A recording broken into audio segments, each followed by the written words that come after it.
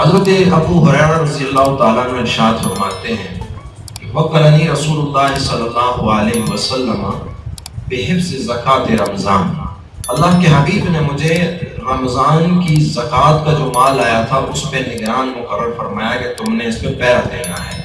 فَأَتَانِي آتٍ، ایک بندہ آیا رات کو تو اس نے کیا کیا، فَجَعَلَ يَحْصُرُ مِنَ الطَّعَامِ، وہ اس کھانے میں سے اس زکوٰۃ کے اندر جو کھانے پینے کا سامان تھا اس میں سے وہ جو ہے نا چوری کرنے لگا، اپنے لیے سامان اٹھانے لگا۔ فَأَخَذْتُهُ، میں نے اسے پکڑ لیا اور میں نے کہا کہ فَقُلْتُ، میں نے اسے کہا لَأَرْفَعَنَّكَ إِلَىٰ رَسُولِ اللَّهِ صلی اللہ علیہ وسلم، میں تمہیں رسول اللہ کے پاس لے کے جاتا ہوں تاکہ تمہیں سزا ملے، تو چور آدمی ہے، چوری کے لیے آیا ہے۔ اس نے کہا یار میں غریب آدمی ہوں اور میرے اہل و عیال ہیں اور مجھے بہت، میں ضرورت مند ہوں، فقیر آدمی ہوں، بھوکا ہوں، تو اس لیے آیا ہوں۔ تو صحابہ چونکہ بڑے مہربان، بڑے رحم دل تھے، محبت کرنے والے تھے، صحابہ آپس میں رحماء بینہم، مسلمان آپس میں دوسرے مسلمان کے ساتھ محبت کرنے والا ہوتا ہے، رحم دلی کرنے والا ہوتا ہے، وہ ان کے ساتھ مخالفت کرتے ہیں جو کفار، جو میدان جنگ میں مقابلے کے لیے آگے مسلمانوں کے خلاف توحید اور رسالت کے مد مقابل آ کے کھڑے ہوتے ہیں، ان کے لیے اشداء، شدید ہیں۔ مومن کی زندگی کے اندر اصول و ضوابط ہیں، انہی اصول و ضوابط کے تحت مومن زندگی گزارے گا۔ تو آپ چونکہ رحم دل تھے صحابہ، تو اس نے جب اپنی وہ فقیری ناداری بیان فرمایا نا، اچھا یار ٹھیک ہے، اس نے کہا کل نہیں آؤں گا، آج مجھے چھوڑ دو نا، چلے جاؤ۔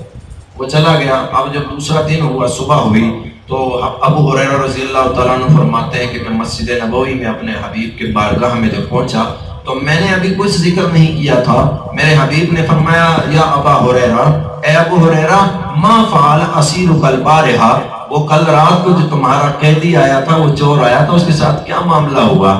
تو ابو ہریرہ رضی اللہ تعالیٰ عنہ نے، اب یہ ابو ہریرہ نے ذکر نہیں فرمایا، ابھی یہ وحی کے علوم تھے، یہ اللہ کے نبی کو ملنے والے وہ علوم تھے کہ جن علوم کی کوئی حد نہیں، جن علوم کی کوئی انتہا نہیں، یہ اتنے وسیع و عریض علوم ہیں کہ جن کا کوئی کنارہ نہیں۔ اور میرے حبیب وہ نبی امی کہ دنیا میں کوئی انسان ان کا استاذ نہیں ہے۔ دیکھو جتنے انبیاء آئے نا، ان کے استاذ موجود ہیں۔ حضرت سلیمان علیہ السلام کے استاذ حضرت داؤد علیہ السلام، حضرت عیسیٰ علیہ السلام، اور حضرت یحییٰ علیہ السلام کے استاذ حضرت زکریہ علیہ السلام، حضرت اسماعیل علیہ السلام کے استاذ حضرت ابراہیم علیہ السلام، تمام انبیاء کے استاذ، موسیٰ علیہ السلام کے استاذ حضرت شعیب علیہ السلام، انبیاء کے استاذ دنیا میں ہیں۔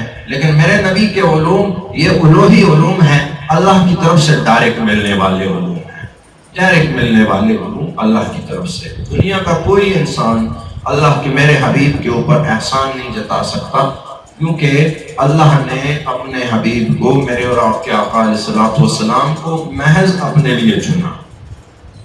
تو رسول اللہ صلی اللہ علیہ وسلم بتائے بغیر آپ نے ما فعل اسیرک البارحہ، رات کو وہ جو چور آیا تھا کیا معاملہ ہوا اس کے ساتھ؟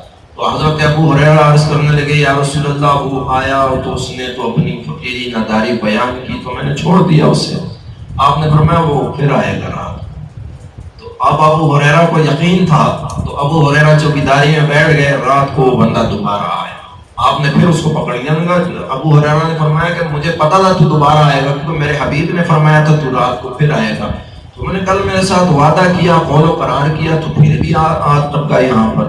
اس نے کہا یار میں بڑا غریب آدمی ہوں، بڑی بھوک لگی تھی، گھر میں مسئلہ تھا تو میں آ گیا ہوں، کل نہیں آؤں گا، میرا تمہارے ساتھ وعدہ ہے۔ آپ نے پھر چھوڑ دیا۔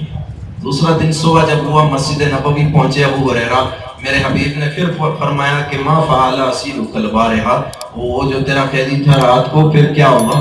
آپ نے فرمایا حضور وہ تو بس معافی اس نے کی مانگی اور اس نے وعدہ کیا دوبارہ نہیں آئے گا۔ میرے حبیب نے فرمایا رات کو پھر آئے گا تمہارے پاس، آنے والی رات کو دوبارہ آئے گا۔ جب دوسری رات آئی، ابو ہریرہ پھر طاق میں بیٹھے ہوئے، کیونکہ حبیب نے فرما دیا، اور جو فرمان میرے حبیب کا، میرے حبیب نے فرمایا جنت ہے تو بالکل ہے، 100% ہے۔ میرے حبیب نے فرمایا جہنم ہے، بالکل 100% ہے۔ میرے حبیب نے فرمایا فرشتے نازل ہوتے ہیں، 100% نازل ہوتے ہیں۔ تو یقین تھا صحابہ کا۔ آپ پھر بیٹھ گئے یار یہ آئے گا۔ اب تیسری رات جب وہ دوبارہ آیا آپ نے پکڑا، بولا اب تو نہیں چھوڑوں گا بھائی، اب تو تجھے حضور کی بارگاہ میں لے کے جانا ہی ہے میں نے۔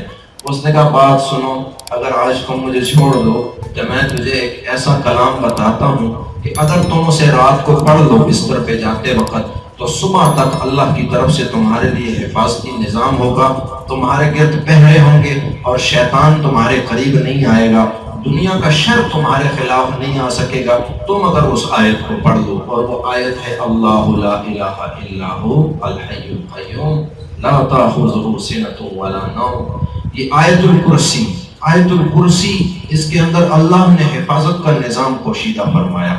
پھر جب یہ ابو ہریرہ صبح دوبارہ گئے مسجد نبوی میں، میرے حبیب نے فرمایا کیا ہوا؟ ابو ہریرہ رضی اللہ تعالیٰ عنہ نے عرض کی یا رسول اللہ اس نے مجھے ایک آیت بتائی، پتہ نہیں سچ بول رہا تھا جھوٹ بول رہا تھا، اس نے مجھے کہا کہ آیت الکرسی تم پڑھ لو تو تمہارے گرد حفاظت کا ایک نظام ہوگا اور تمہاری حفاظت کی جائے گی، شیطان تمہارے قریب نہیں آ سکے گا۔ حضرت محمد مصطفیٰ مجتبیٰ صلی اللہ علیہ وسلم نے ارشاد فرمایا کہ وہ ہے تو بہت بڑا جھوٹا، ہے تو بہت بڑا جھوٹا، لیکن اس نے جو تمہیں بتایا یہ بالکل سچ بتایا، جو چیز تمہیں اس نے بتائی ہے بالکل سچی بات اس نے بتائی۔ آیت الکرسی علم الحروف، علم الاسماء میں سے وہ علم ہے کہ یہ آیت قرآن کریم کی آیتوں کی سردار کہلائی۔ جو شخص اس آیت کو پڑھتا ہے اللہ رب العزت اس کے گرد حفاظت کا نظام مقرر فرما دیتا ہے۔ شیطان جو سردار ہے شیاطین کا وہ اس کے قریب نہیں آ سکتا، تو پھر اس کے ملازم، اس کی رعایا کیسے قریب آئے گی؟ شریر جنات کیسے قریب آئیں گے؟ جب ایک انسان آیت الکرسی کو پڑھے، میرے حبیب نے فرمایا جو شخص ہر فرض نماز کے بعد ایک مرتبہ آیت الکرسی پڑھتا ہے اللہ رب العزت اسے صدیقین کے درجے تک پہنچا دیتے ہیں۔ اور جو شخص آیت الکرسی پڑھتا ہے یہ اس کی اور جنت کے مابین صرف موت رکاوٹ ہوتی ہے، جیسے ہی یہ اس کی روح قبض ہوگی یہ جنت چلا جائے گا۔ یہ مقام آیت الکرسی کو حاصل ہے۔ صدیق کا مرتبہ پانے کے لیے صدیق اکبر نے کتنی قربانیاں دی۔ صدیق اکبر ایک ہی امت میں صدیق آتے رہیں گے قیامت تک، صدیق اکبر ایک ہی ہے، صدیق آتے رہیں گے، لیکن اس صدیقیت تک پہنچنے کے لیے کتنی قربانیاں دینی پڑتی ہیں، اور اتنی آسانی سے آپ کو صدیقیت کا مرتبہ مل رہا نماز کے بعد ایک مرتبہ آیا۔